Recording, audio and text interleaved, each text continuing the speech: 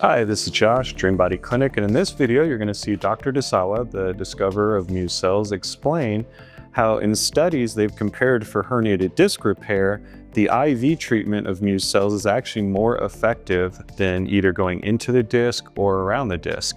So with mesenchymal stem cells, we typically have found that the best way to treat a disc that's herniated in the back is by doing intramuscular injections around the disc. We've tried going into the disc. That did not work as well as around because all you end up doing when you go into a disc is damage it. There are clinics out there still doing intradiscal. We tried it in the past, doesn't work. You don't get as good of results. And with the MUSE cells, the great news is we just have to do an IV.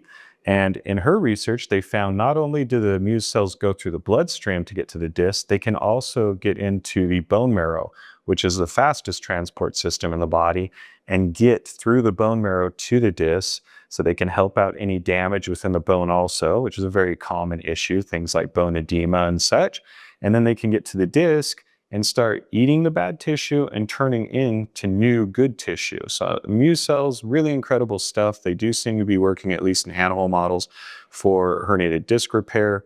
My daughter actually did it for that the other day, so we're going to get some data on that. More and more people are trying these, so we'll have more data as we go. But here's Dr. Dezawa explaining in her own words how that works, how it functions.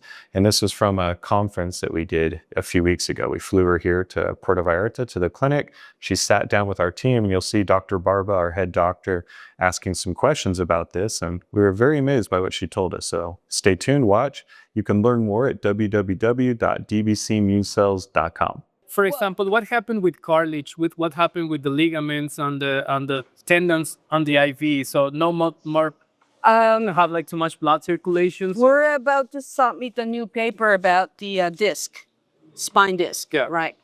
So when we damage the spine disc by some, the stitches and needles, and then we compared the local injection of the MUSE cells into the disc versus IV.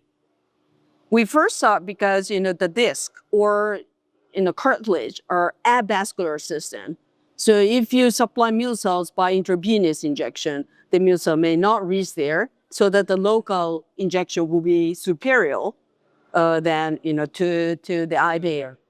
But it was really amazing that IV was much better, even in the case of the disc.